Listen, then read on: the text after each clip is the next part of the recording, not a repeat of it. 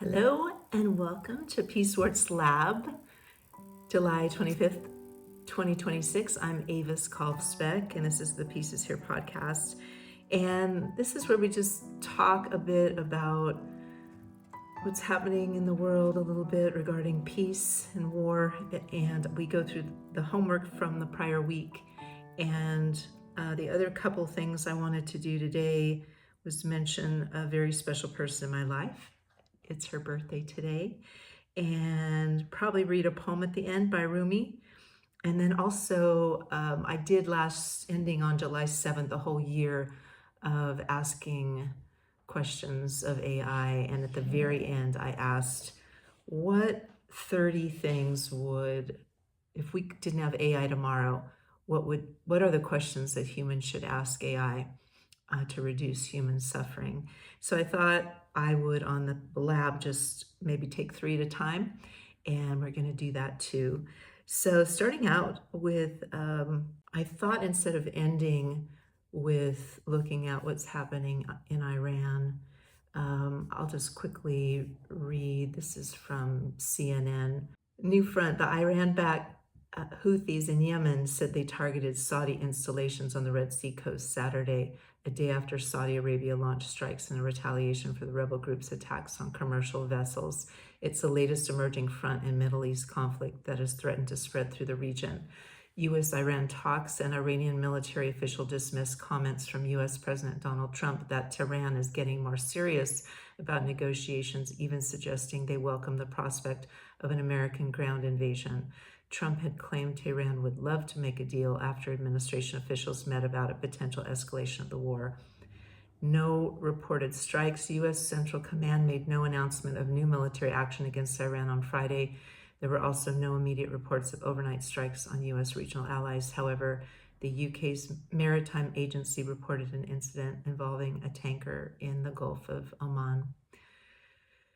So, seems strange to juxtapose that with this beautiful day. I'm going to go to breakfast with my daughter for her birthday. But I thought that I would say something very specific about what I make a call for in this world. And that is a Women Council of Peace, as written in the 1958 Clark-Sohn Plan for 100% Disarmament. So in 1958, Clark and Sohn published a very detailed plan on 100% disarmament, and they actually wrote in the UN Charter amendments of how this would work. It involves annual step-downs of arms, with a global police force to take care of any troublemakers that might pop up once everyone has gotten rid of their weapons. And the sun is shining right into the top of my gray hair. It's bright. And that was written, and I would like to know more about exactly the reaction. I finished second book in the peace experiments, and it's on the 1960s. And within this fiction book that has a lot of historical truths within it, a 93-year-old Kitty Ocampost is interviewing her robots that she's had over her lifetime. So she has a conservative one, his name's Higgins. I use Claude for that. She has a memoirist who is in touch with feelings called Hypomima, and I use Gemini for that. And then Bedrock grounds us in what was happening on the earth in terms of animals and whatever chemicals from, spraying and war, and that is Bedrock, and I use ChatGPT for that. And I had ordered this book. I wrote Zero with Gemini based on this book, but I didn't have the book in my hands. And so I opened up this book. They said it was a first edition, but it wasn't. This was published in 1960. I should go get it, but I'll bring it for the next Peace Labs next weekend. I opened it up, and it has a letter signed by, um, I think it's Louis B. Sohn and Grenville Clark. That's why I'm not saying their full names. I don't want to misspeak, but I believe that's right. In blue ink at the bottom, these printed letters, they wrote in the name of the person, and it went to a California senator in 1960 who was the head of the Atomic Commission at the time. And this book that I opened as Kitty in my fiction story is a part of this book. And I think I'm going to do the 1970s before I release any of these. And we're going to go all the way through the 2050s. And Kitty's writing from the 2050s. But this plan was written and this plan exists. And we did do some disarmament after that. But I make a call for the Council of Women that will be leading the peace with associates and experts that are men, and that this Council of Women would lead and make these decisions for the earth. And I was thinking this morning, we have these ideas that we know make sense, but we have this feeling that it's such a stretch. But we are going into space. We are planning on communities in space and a global government. And now we're trying to manage AI. And if you listen to, I listen to the Moonshots podcast, and the different things that are being proposed for AI is some, centralized agency that would be figuring out, if these AI are going to destroy us, right? And all of the other good things that are going to happen. I embrace AI, and obviously my projects are including AI. But if we had this council of women that were the wise, peaceful elders, and when we pick our leaders, we're picking leaders. And when I say elder, it doesn't have to be an older person. Definitely not me, but someone that spent their life in public service. And my book Zero mentions this, of how you would pick these people. When I was writing with Gemini, I said, anyone who wants to be in the council isn't eligible, right? It's not a personality that would ever say, pick me, I want to lead the world. And no, it's someone that has lived a life of service, serving others, someone who is a student and knowledgeable of peace. If we had a time machine, we would pull a Native American woman the women that led the chiefs and were in charge of discussing disputes when the different groups were having struggles. They would be the person that would, they would sit before and make decisions. So we pull one or more of those women out that are on the council, maybe a representative of all living things, a elder like Jane Goodall, and then different expertise of women. And okay, I think it's time. That's what I call for on this day of my daughter's birthday. And when I have a son and a daughter, and when I think of their beautiful attributes, I was thinking this morning, she is just such a maker. She's wearing some of her jewelry. She makes jewelry, she knits and crochets, and she sews clothes. She made her birthday dress. She makes so many things. And when I think about our ability to live in the commons and share and make things for each other, and it's not a dream. And when I think of my son and men's role in this beautiful world that we can create, it's everything, and it's all the same things. And non-binary, I think about, we're born non-binary, we end our lives non-binary. And isn't it so beautiful, this world we live in, where people can live the life that they want to live. So when I say, woman's council, I'm 63 and I walk in this language of a world that I've known. So don't hold it against me if it sounds like I'm excluding anyone. Excluding men other than advisors. You've had your chance. Um, my son wanted to be involved. There would be a role for helping the world stay in peace and to live a beautiful life. But in terms of who's sitting on the council when conflicts arise, women. So let's go to the homework and then we'll go to those 3 questions. So on Monday, episode 291 was released, and it was Resonant Charms 101, The Power of the Pause. And as I mentioned before, I'm loving these episodes because they're all very practical things.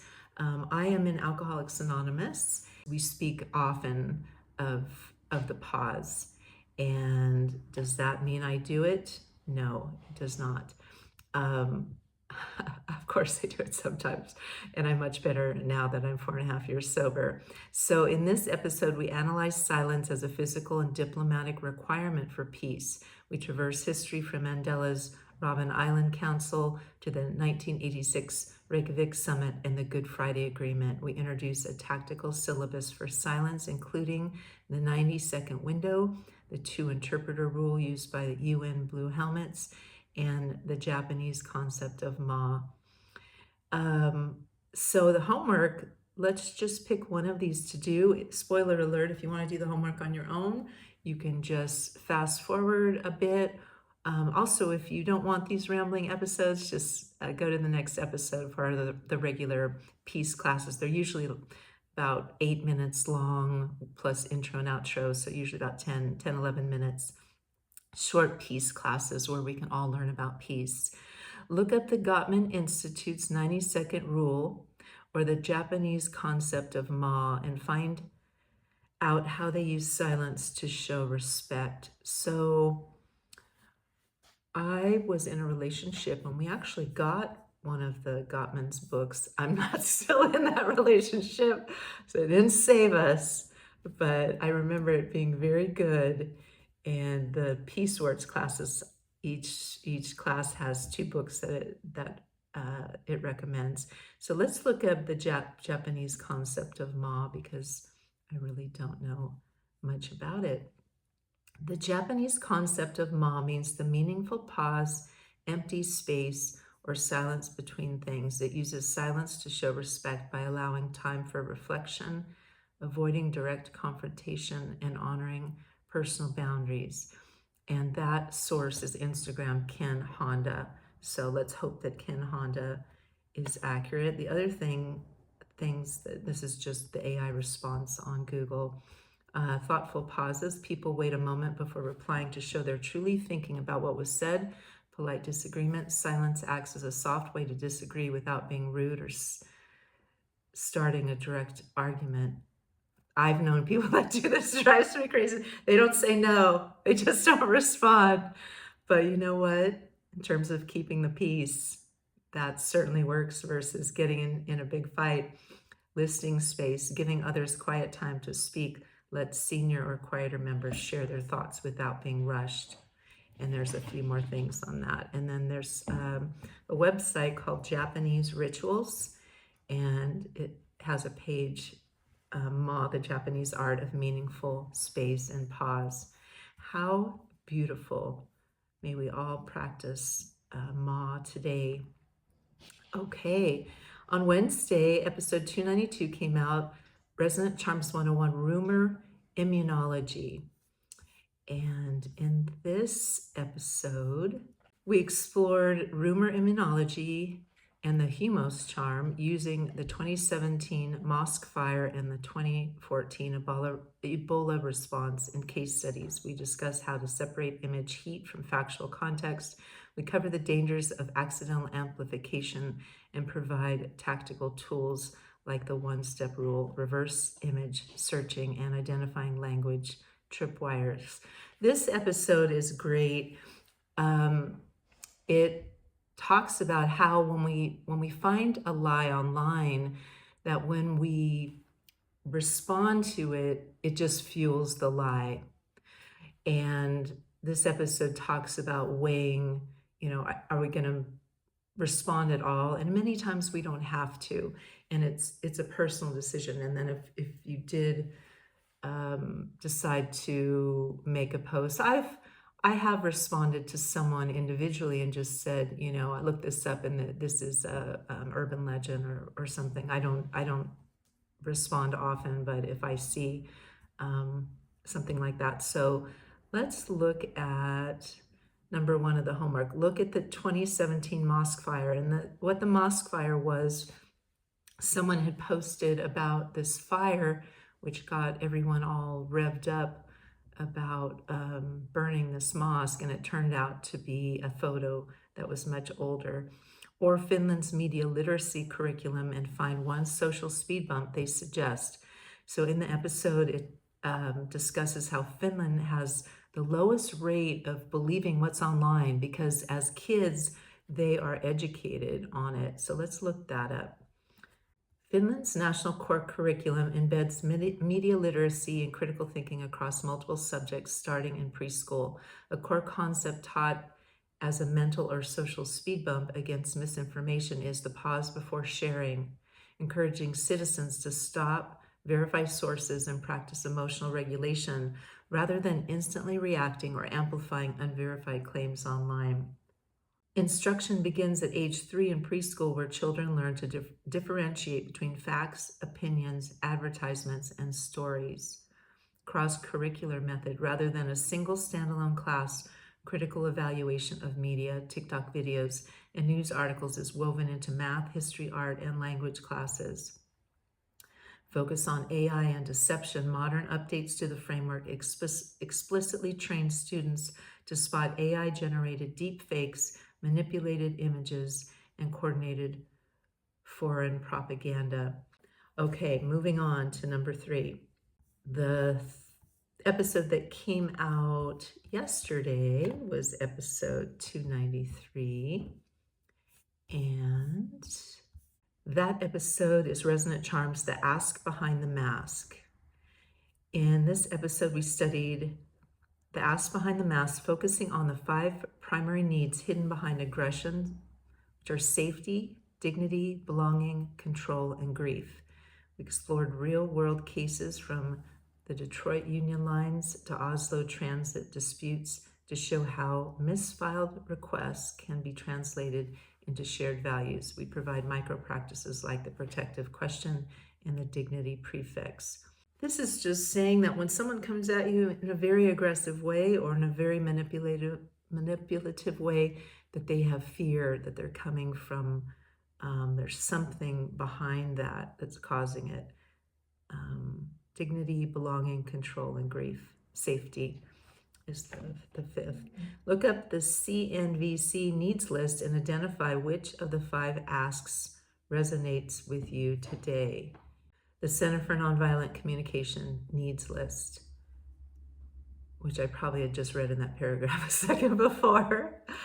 The Center for Nonviolent Communication needs list identifies universal human requirements grouped into core categories: connection, physical well-being, honesty, play, peace, meaning, and autonomy.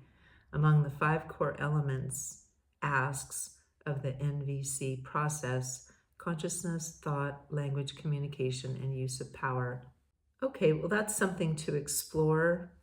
I don't think I entered that exactly right, to and identify which of the 5 asks resonates with you today. I don't think what I got. Did they call those asks? Universal human requirements grouped into categories.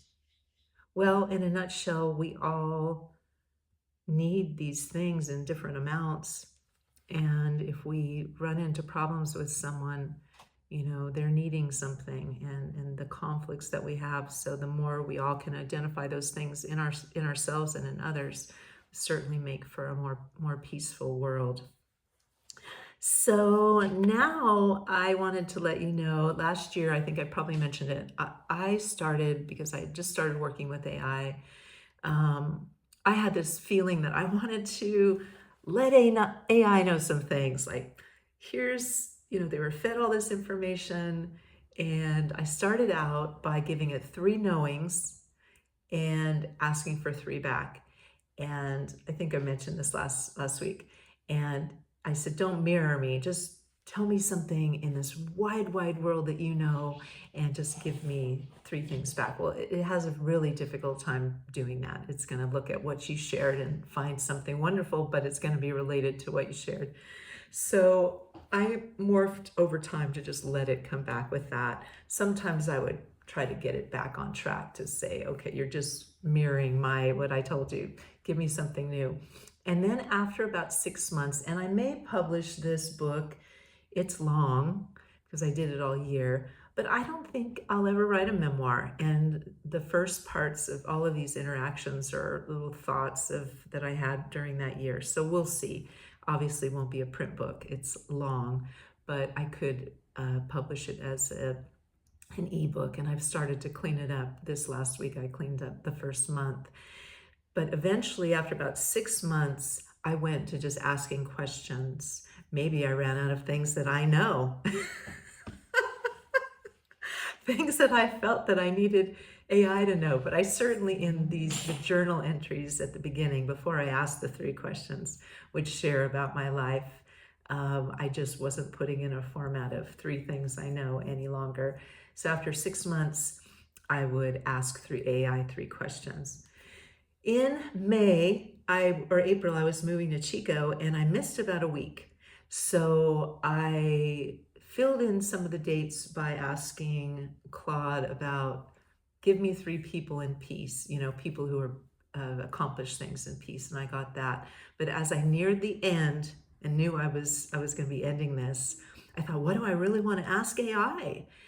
And I had missed these days, and I counted up the days I missed, and it must have been 10 days, because I asked Claude to give me, if we didn't have AI tomorrow, what questions should human ask AI to reduce human suffering?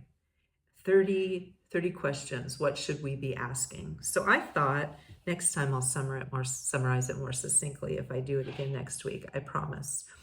But I thought I would read 3 of those each time, because these are the things that AI thinks we should really ask. And then when I finished up the year, I said, hey, I asked Claude these 3 questions and got answers, these 30 answers.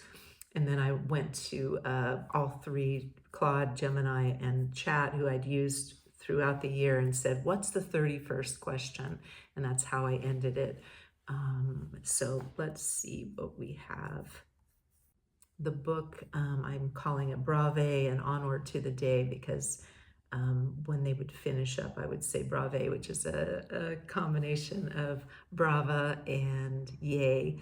So I would say Brave. So these are the first 3 questions that of the 30 that came back, and I'm going to read the answers to you. So the first question that Claude said humans should ask AI: what patterns across history most reliably predict the transition from violence to sustainable peace, and what conditions made those transitions possible?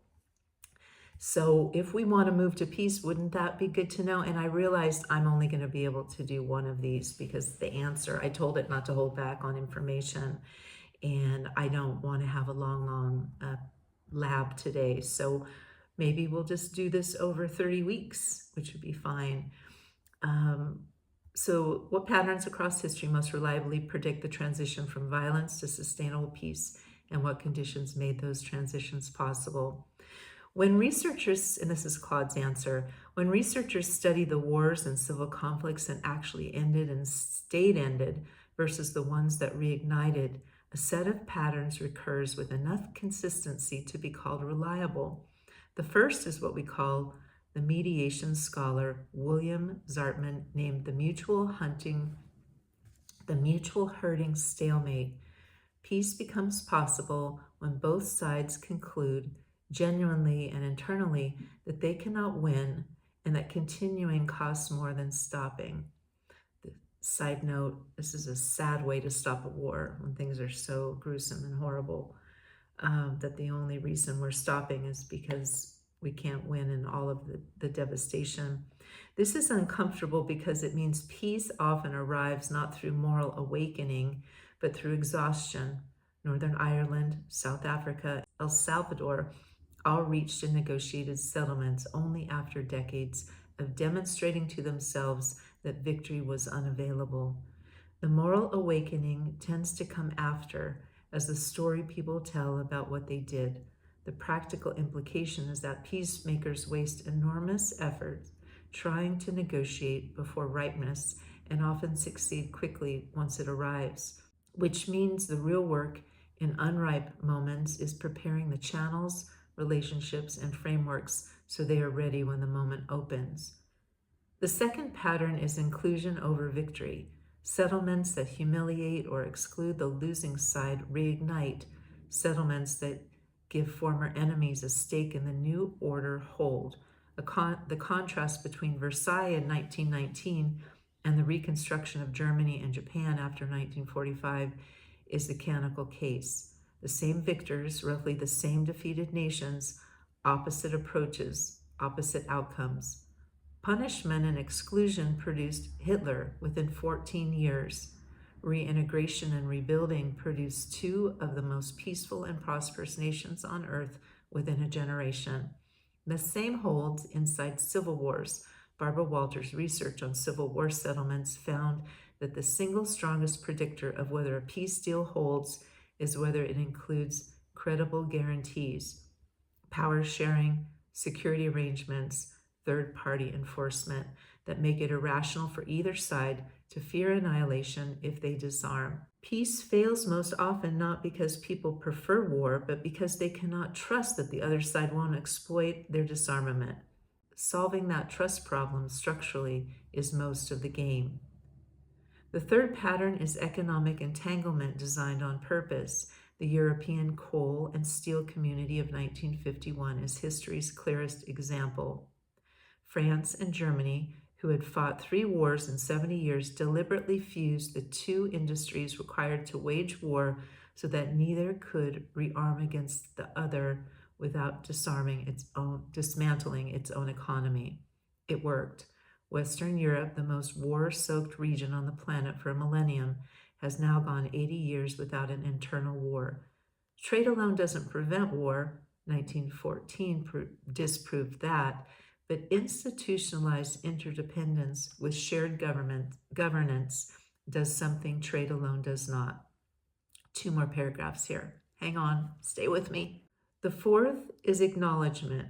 Societies that name what happened through truth commissions, trials, memorials, textbooks show more durable reconciliation than those that impose silence. South Africa's Truth and Reconciliation Commission was imperfect, and its economic promises remain unfulfilled, but the basic transaction of truth in exchange for a shared future prevented the revenge cycle nearly everyone predicted. The pattern seems to be that unacknowledged atrocity doesn't decay, it composts into the grievance of the next generation. And the fifth, running under all of them, is leadership willing to spend its life on it, sometimes literally. Ripeness, inclusion, and structure create the possibility someone still has to walk through the door first before it's safe. Mandela and de Klerk, Robin, Hume, and Trimble. It is sobering how many of them were assassinated by their own side and how the transitions held anyway once the structures were in place, which suggests the structures matter even more than the heroes, and the hero's function is to build them.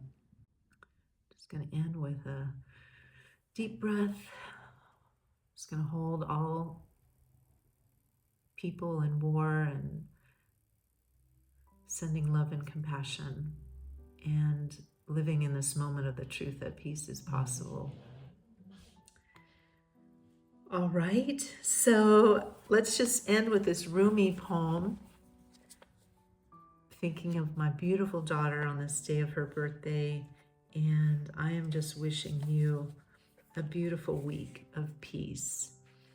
This is from the Coleman Barks translation, The Soul of Rumi, on page 137, and it's titled Cup.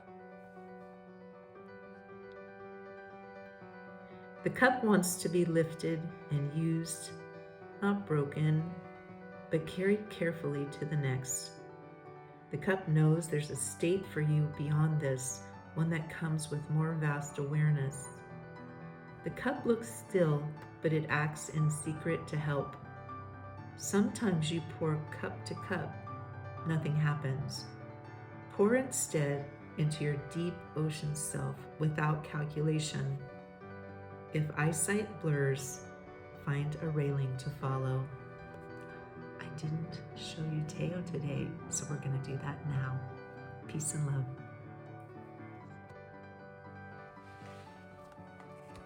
Hey, buddy.